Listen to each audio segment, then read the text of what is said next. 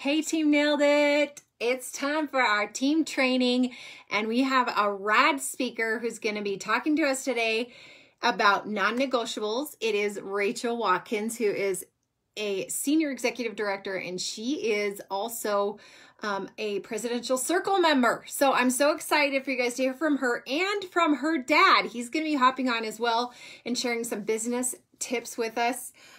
So it's going to be a good call. So let me just add her to the video. 1 second. All right, here she comes, guys. Hey, Ray. Yay! Yay! Hey, girl. We got it to work. Here's Dad. Hi, Dad.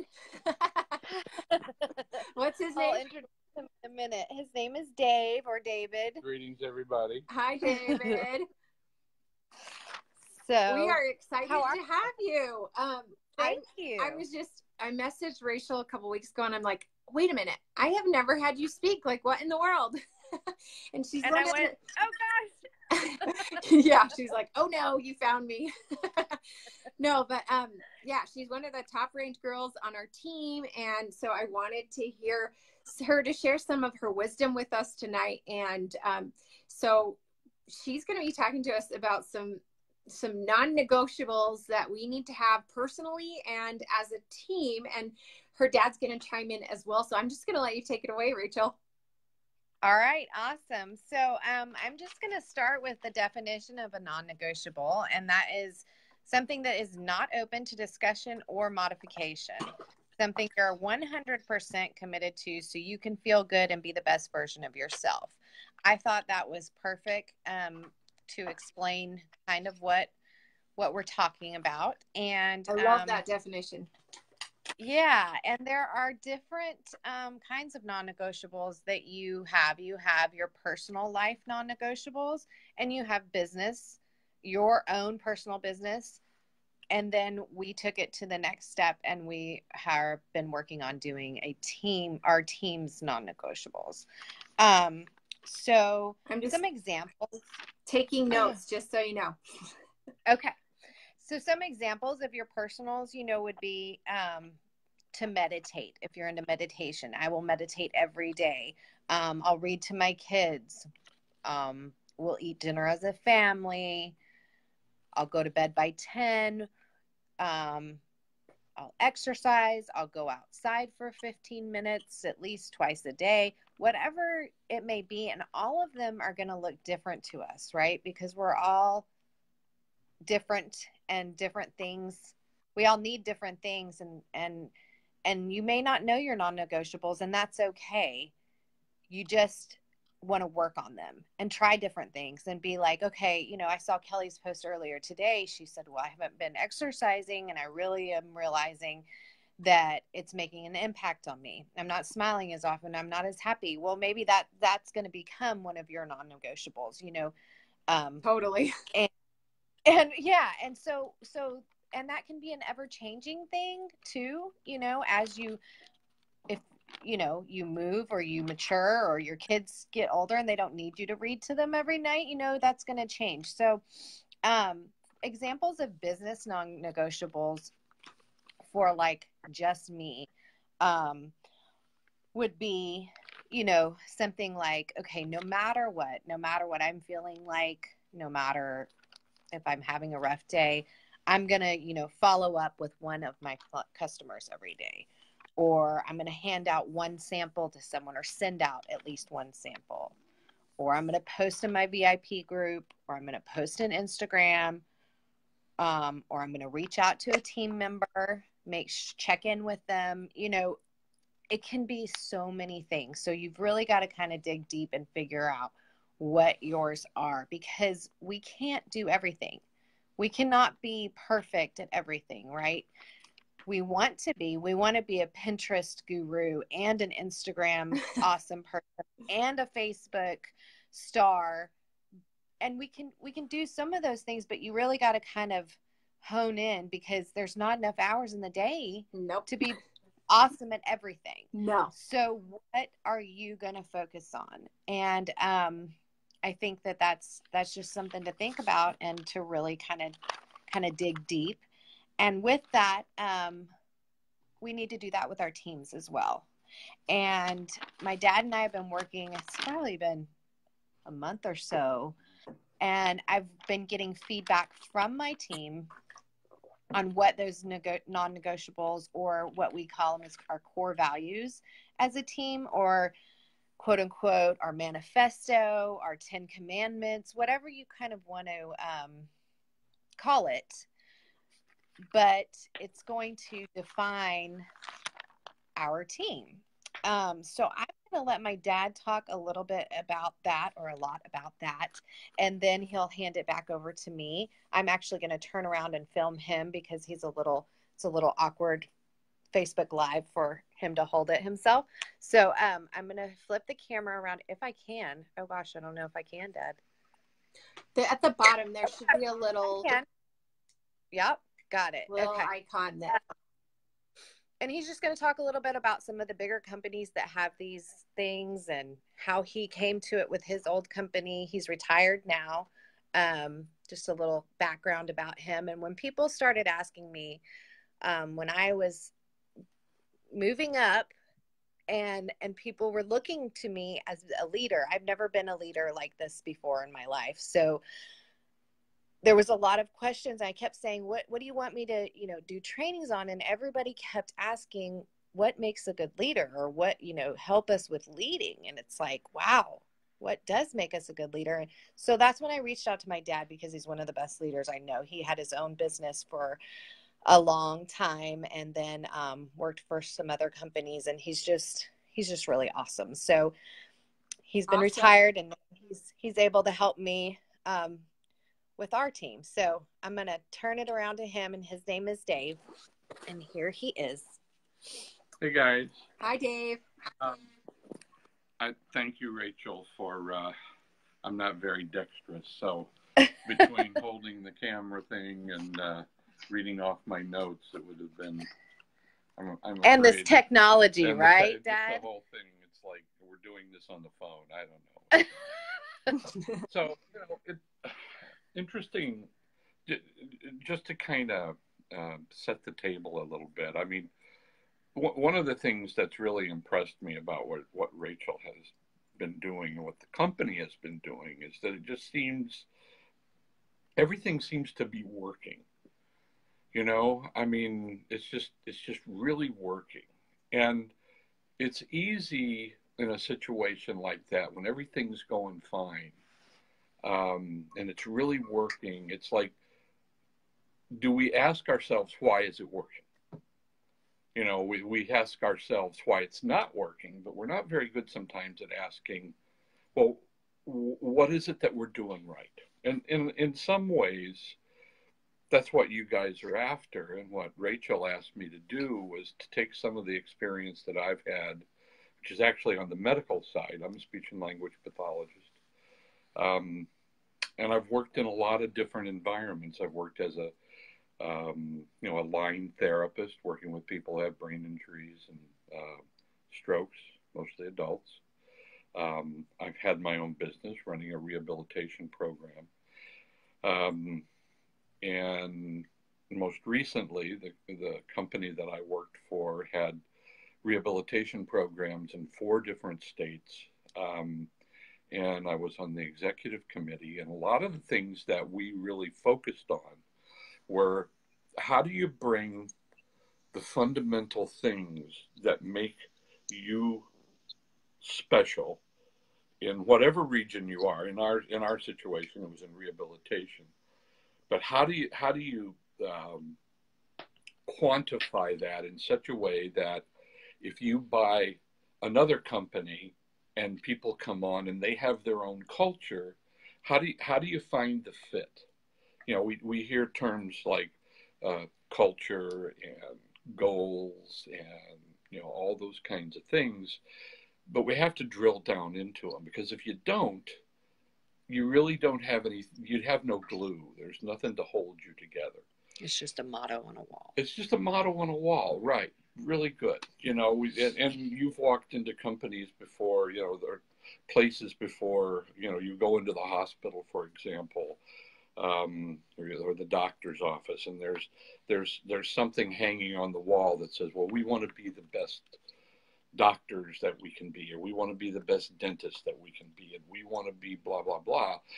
The problem is you got to drill down into that and say what is it that really makes you special.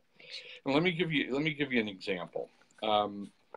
So if you've gone to see the doctor or gone to a hospital recently, sometimes it kind of seems like nobody talks to each other. You go to see one doctor and he hasn't read the x-rays from the last one, so he wants all of his own. Totally. Yeah. And you kind of get the idea that that's just the way medicine works. Well, the reality is that is not just the way medicine works. That is the sign of a dysfunctional team. And one of the things that I've always looked at is I've always tried to find medical companies, because that was my interest, that kind of flew in the face of all that. Mayo is one. Craig Hospital in Denver is another. Spalding Hospital in Boston is another. And it goes beyond them wanting to be good therapists. It goes beyond them wanting to be the best diagnosticians, like the Mayo folks. But it goes to drilling down into what does that mean. So think about Mayo. I've had a couple of occasions to be there, once as an observer and once with my sister who had some procedures done. And I was so impressed that every doc that came in absolutely knew everything about what was going on.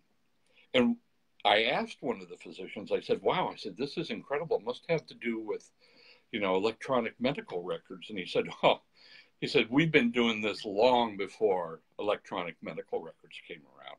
Our major goal when we started in 1900 was communication between systems. And I thought, holy crap, that's really something. That's a fundamental you can really get your hands around. And then there, of course, are other things that he talked about, how the teams came together and communicated in a certain way interactively.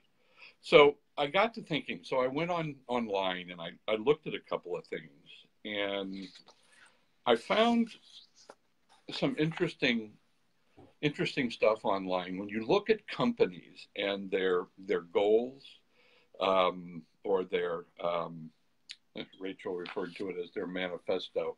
I wrote one down that I thought was really, really interesting. Actually, I've written a couple down, but one that I want to share with you.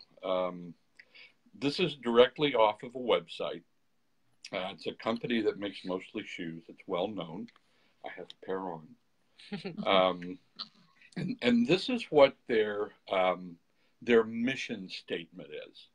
And that's a term you'll hear a lot. It says, and I'm quoting here, we are committed to providing high quality products, including handbags, watches, and shoes, design and sell lifestyle footwear for men and women and children.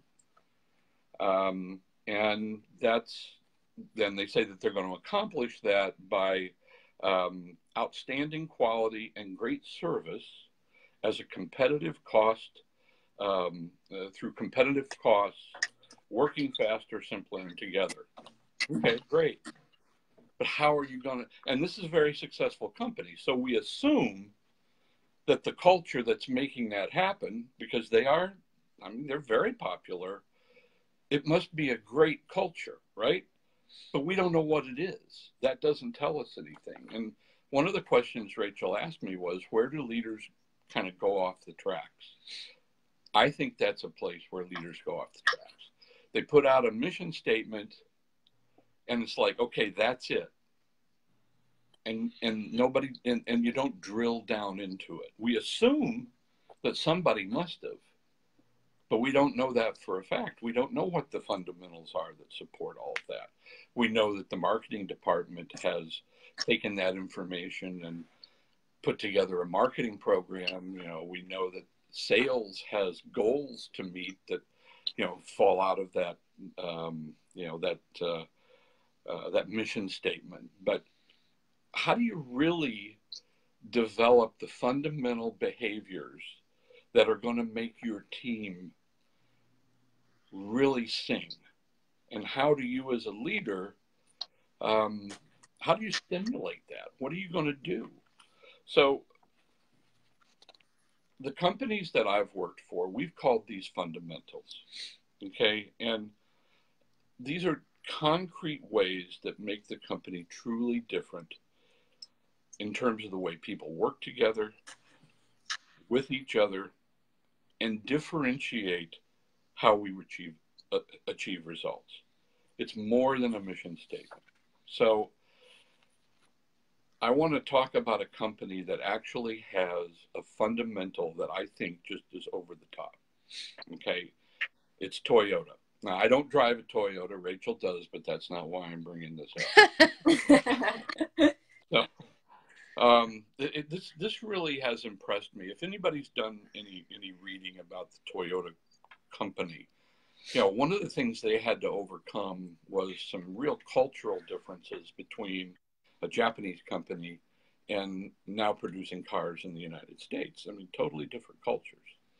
So they really had to dig down into things. And the one fundamental that I think really just defines best effort and best product in terms of making the quality of the product personal is that everyone, from the CEO to the guy who's putting in the steering wheel,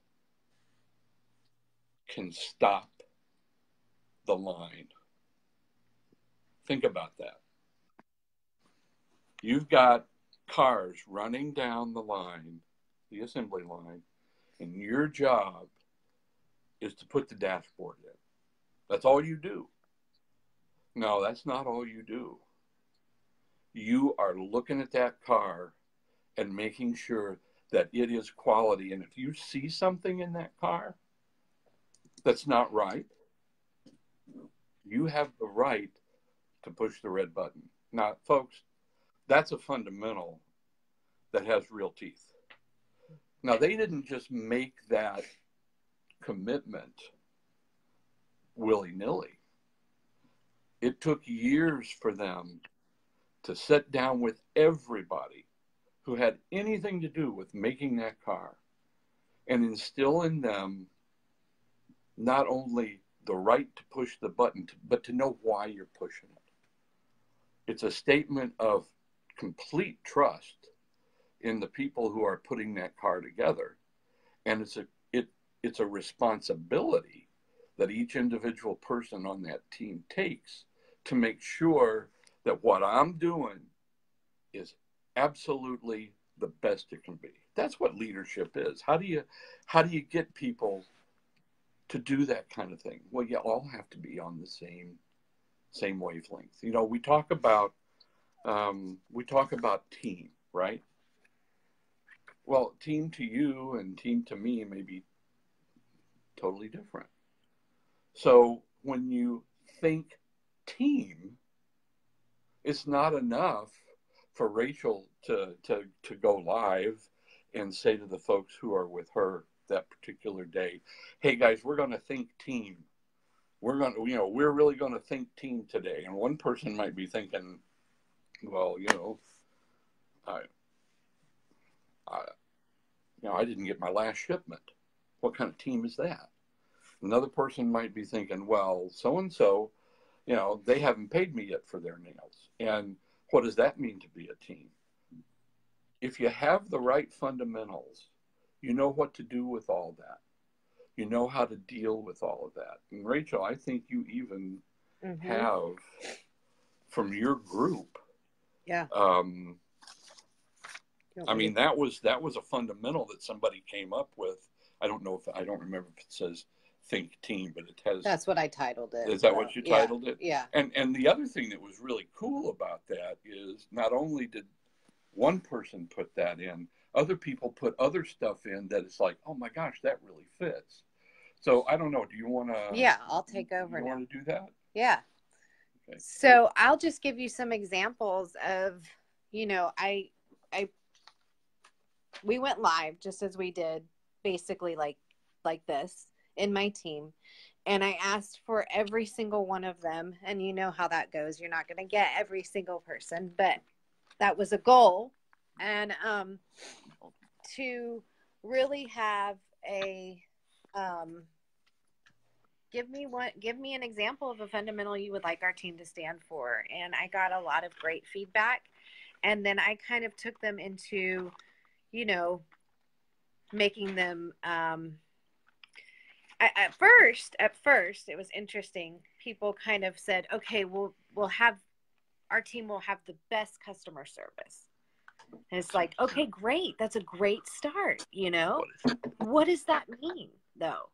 What does that mean? So I really had to like prime them to like, okay, tell me how to have great customer service so that we're going to hopefully eventually have all of these in a pamphlet that I can send to my new team members, and they'll be able to refer to them, you know? So, and we can focus on one fundamental a week or something like that. So I'm just going to give you a couple of ours.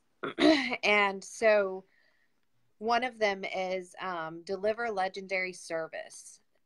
Put simply, we are here for no other reason than to serve our customers and each other. Always react positively to any request with the goal of understanding their point of view and being responsive. Do the little things as well as the big that make an impact. Create amazing experiences they will remember and tell others about. Make a difference in someone's life every day. The next one we have, for example, is think team, which my dad was mentioning a little bit. Okay, yeah, we want to be a team. Well, what does that mean exactly to us? You know, how are we going to be a team? And so digging deeper on that, nothing is done in isolation. We're not in competition with each other. Rather, there's enough for everyone, right? We can't have this idea that me, you know, like there's enough customers for these awesome strips for all of us to succeed, you know, and consider how your actions impact your teammates. If you post something in the team page that's really negative, what's that going to feel like to them? You know, how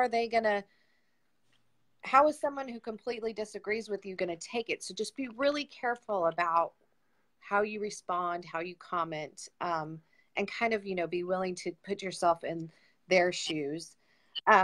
Also be willing to help one another, share your knowledge and mindset with the team, and that'll elevate all of us. And have each other's back and practice servant leadership. So those are just two of our fundamentals for our team. I'm not sure in the end how many we'll end up with, but that just kind of gives you some examples. I'll give you a couple of more just of the top headers. Listen generously is one that we're going to dig deeper on. Go the extra mile is another one. And check your ego at the door is another one. And again, there's many more, and you can kind of go crazy with it. But you know, and I just think it's been a really great thing for my team to do. And it's also, I'm excited to share it with you because like we're on bigger teams, right? There's so many teams and there's so many. So it goes back to that fundamental of sharing with you elevates all of us. So, that's really what we've got. And that's it. Okay, I have questions for you. Questions. And if you guys have questions, comment below and I'll ask them to Rachel. But I do have some questions and I love this. So how many do you think is too many? Because I think if you have too many, it's you kind of like forget, you know, it's like overwhelming, I guess. So do you feel like maybe 10, you know, like you're saying the 10 commandments, like, do you think maybe 10 for yourself or your team is a good number? Or I think it totally depends on where you are in in your team or in your personal life. I'm very open about my anxiety. So like on a bad anxiety day, my non-negotiables may be two things. You know what I'm saying?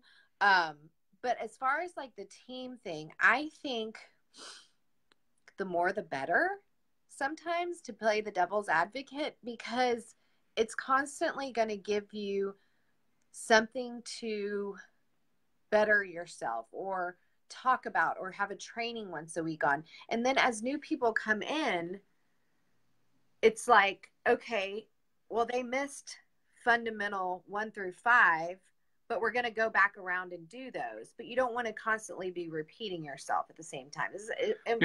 That's a really good question. Yeah. Let me, I'm talking and holding the camera at the same time. Look at you, Dad. Good job, Dave. I panned. He Yes, panned. I panned. You're very steady. So the company I worked for most recently, what we did was we literally met with small groups. We had like 300 employees. Okay. Now for you guys, you've got thousands, so,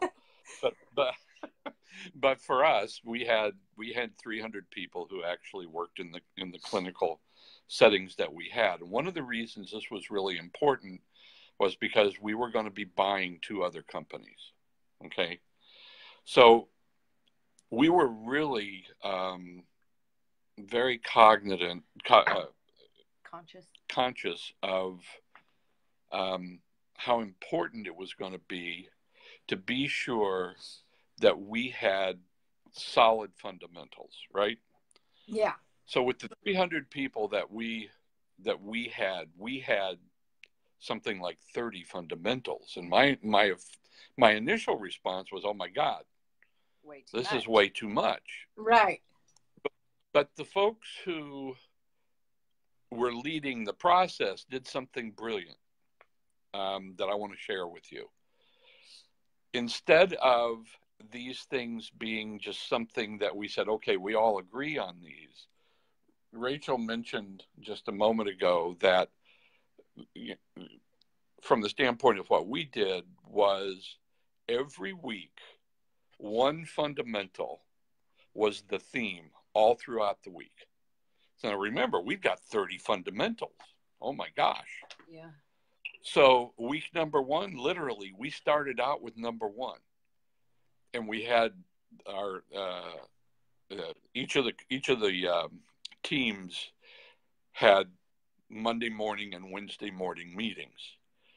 Everybody talked about fundamental number 1, and most importantly, we gave examples of how it was alive in the week's activities or the previous week's activities, whatever that fundamental was. And we had office staff in their team meetings do the same thing. Now, you might not think, in a clinical environment, we're a bunch of PTs and OTs and nurses and so on and so forth. Well, what's the clinical staff got to do with it? Everything. You mean the office staff? The office staff. Or did I say clinical staff again? Sorry. Oh, that's okay. So it was everybody, and we repeated only one fundamental each week, and then we handed it to the next level. Once we got through the exec team, we took turns each week, and then we handed it to the folks who were our reports, and they did it. So, something like that. Right. And the reason you do that is you don't want it to be just another thing hanging on the wall. Yeah. So anyway. I like how you said it's more than just a motto. Right. It's more than just a motto. But to, maybe to our team, I don't know if we'll get 30.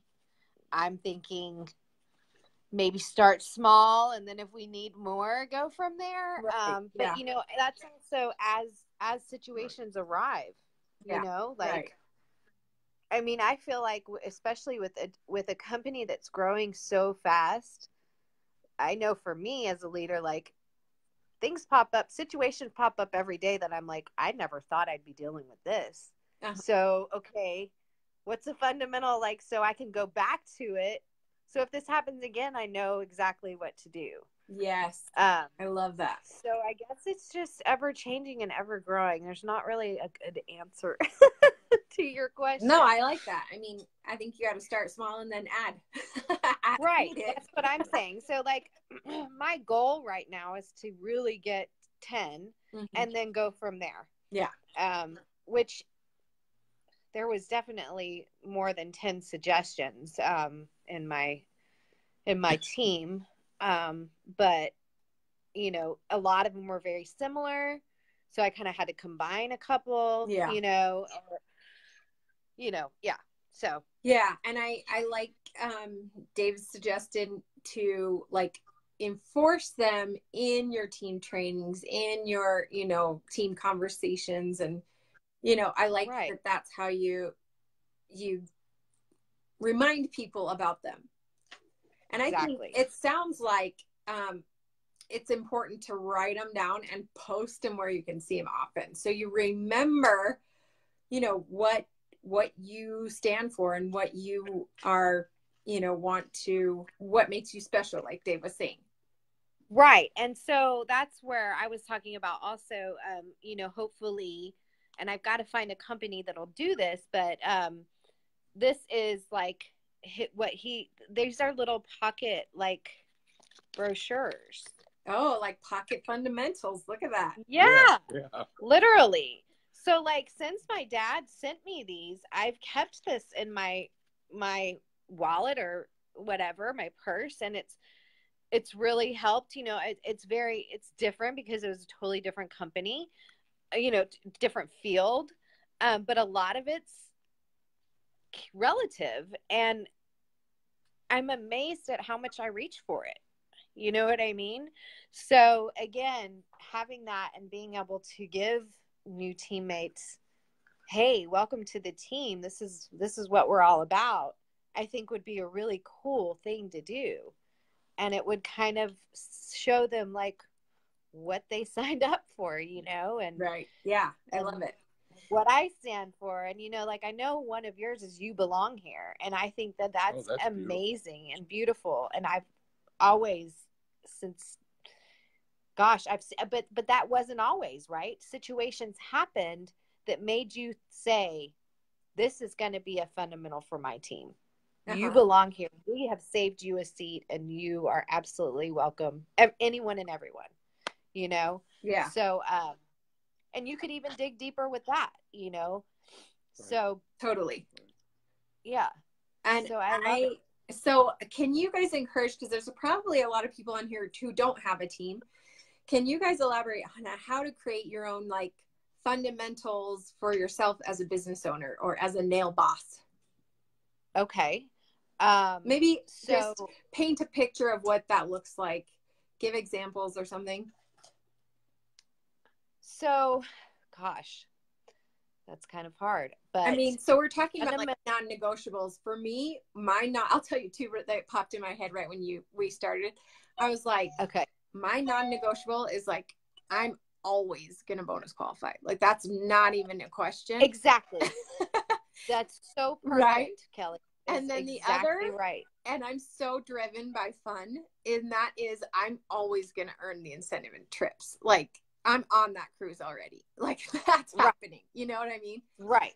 So, or if you're just starting out, any little perk, like bonus qualify, like we got those five nail sets, right? Yeah. Anything the company offered, give it to me. I'm going to get those. Yes. It's non-negotiable, and it's totally doable, So again, if you're just starting out, set your non-negotiables, just like Kelli said, and I'm always going to BQ.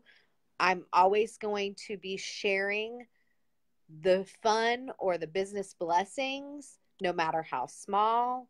I think that's what really helped me build my team. Was I was so excited about it, even on days that I didn't feel like being excited about it.